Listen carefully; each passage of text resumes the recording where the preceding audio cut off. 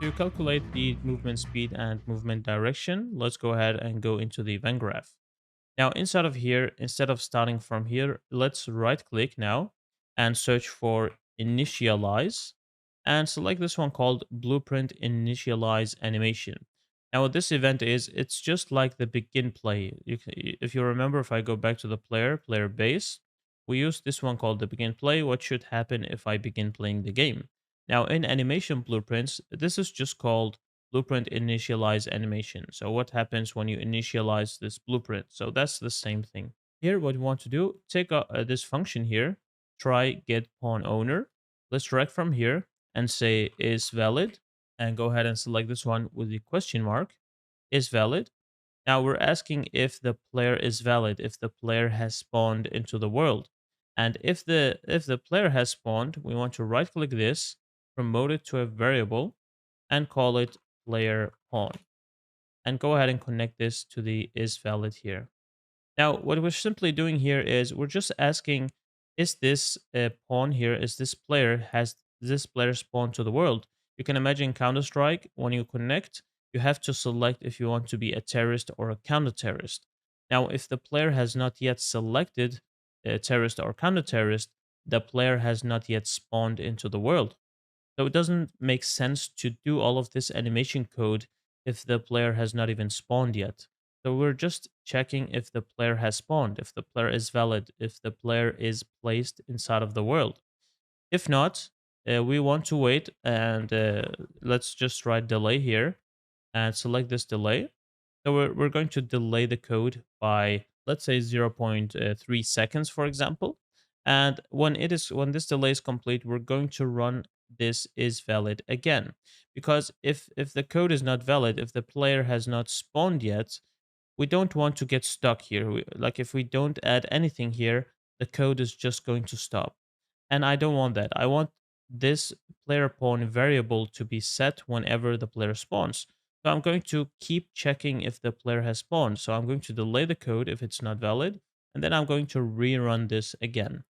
And now we can double click on this one to create reroute nodes in order to make it a bit more organized. So something like this here. So we're keeping delaying the code if the player has not spawned until the player spawns and it will create this player pawn variable. Now we can take this player pawn variable and we can place it here. Now instead of, you can see here if you take it here, you can either get the variable or set the variable. Now in order to just do it quickly, you can hold Control and drag it in. That will get it automatically. And if you hold Alt and get it here, it will set the variable. So these are just shortcuts, holding Control and holding Alt while you drag them. Okay, so we're getting this player pawn variable. Now let's right click this variable and convert it to a validated get. Now what this does is, now let's connect it here. What this does is, again, we're checking if the player is valid, if the player has spawned, just to make sure that we're running this code only when the player has spawned. Because you can see if I compile now the code is running.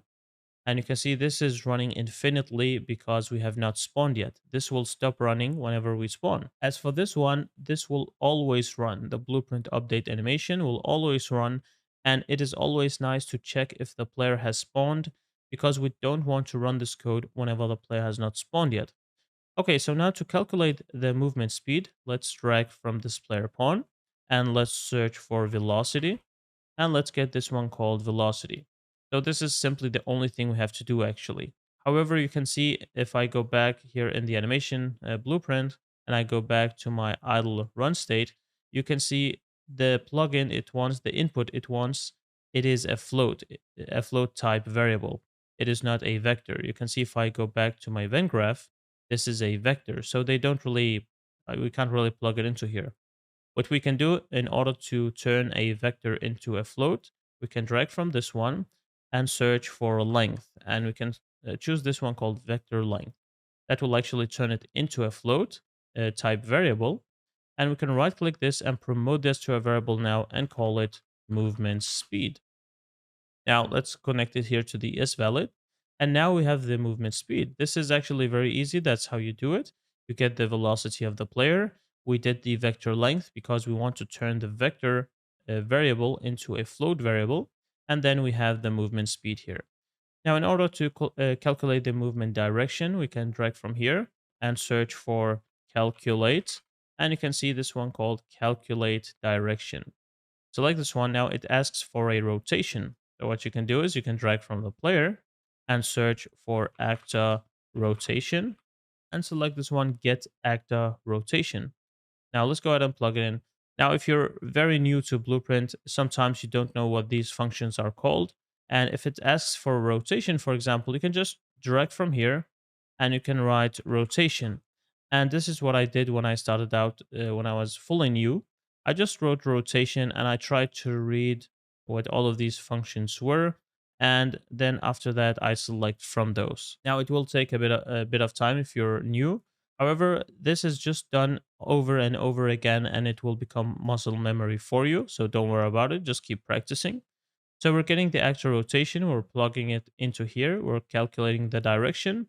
And now we can right click this one, promote this to a variable and call it movement direction. Okay, so now we have calculated the movement speed and the movement direction as well. So let's go ahead and compile. And now we have this code here. Let's go to the idle run state here. Again, you can click on the animation graph. You can also click on the animation graph over here or go to the idle run state over here to the left.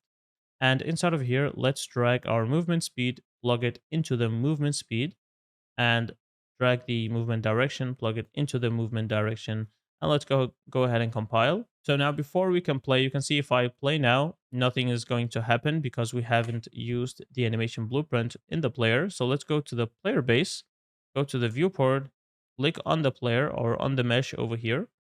And up here, you can see animation mode, use animation blueprint. That is correct. The animation class, we have to select our blueprint and let us click on compile. And now you can see the player is animated here in the viewport as well.